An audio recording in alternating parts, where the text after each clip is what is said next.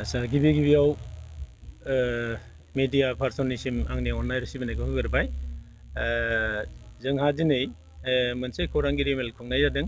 बे जाहैबाय मैया 9 तारिख बेलासियाव BPF रुनिकाटा BPF प्राइमारि BPFआ फुंखा बसुमतारीखौ UPPL नि सासे सोद्रोमाया गावसिनाव जइन जादों होननाय बाथ्राखौ जों बे मिडियानि गेजेरजों जों रायजो राजानो एसे क्लियारिफिकेसनखौ होनो सानदों।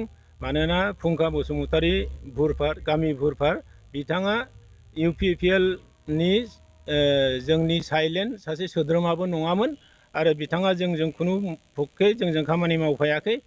बिथाङा कंग्रेस आरो BPF नि सो हाबा मावखायोमोन।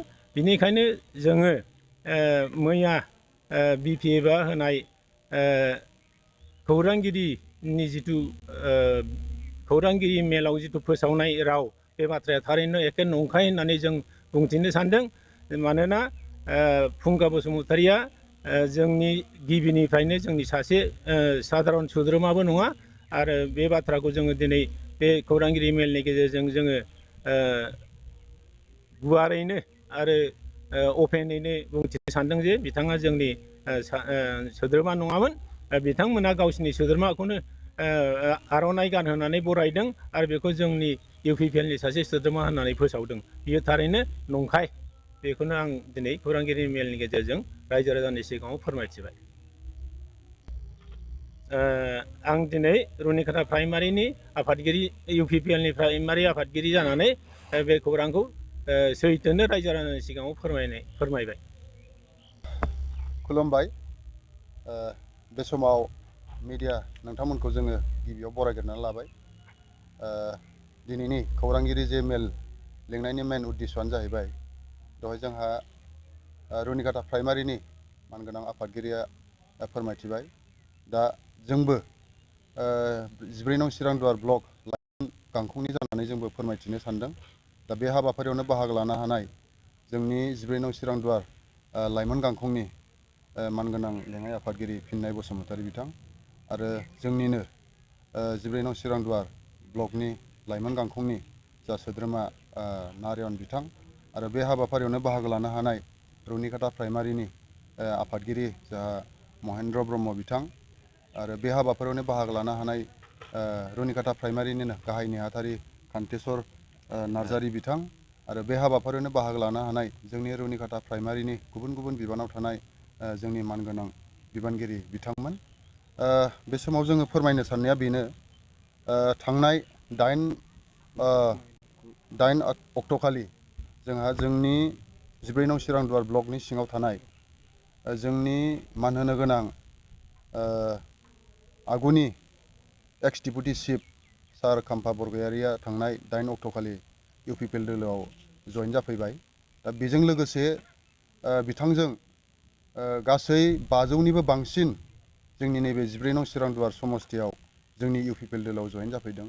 जों खुब गोजोननाय मोनदों आरो जों बरायनानै लादों।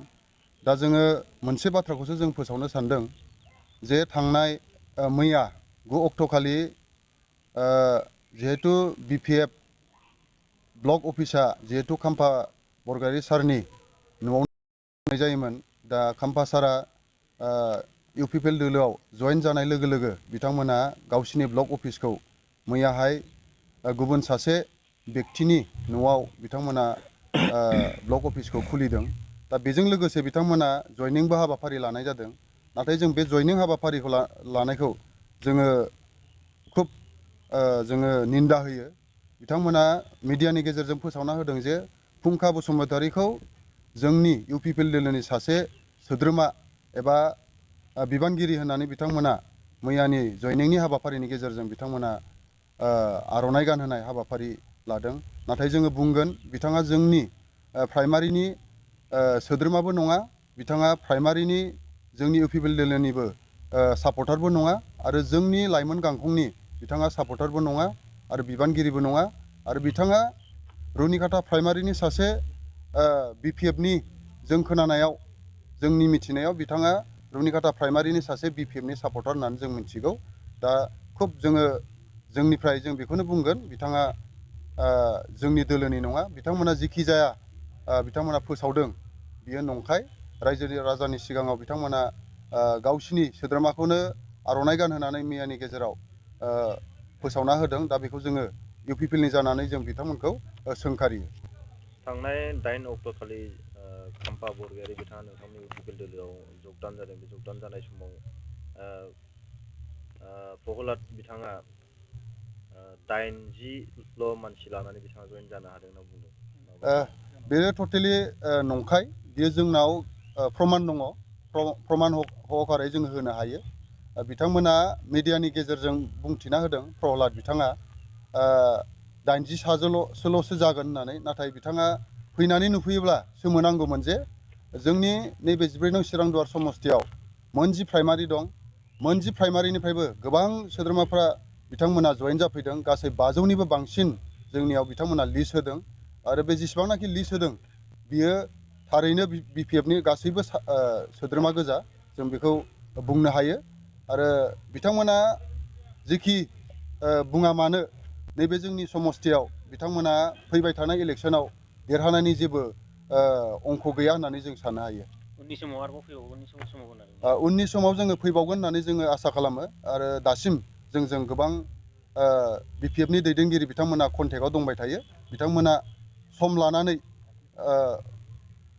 जइन जागोन जोंनो फोरमायथिदों। दा बे समाव जोङो आरो थांनाय जे 8 अक्ट'खालि BPFनि जे UPPLआव जइन जाफैनाय हाबाफारिमोन, बेवहाय बिथांमोननि सोद्रोमाफ्रा जे जोंनि दोलोआव जइन जानो फैनाय बिथांमोना होबथादोंसो होननानै जोङो मिथिनो मोननाय जादों।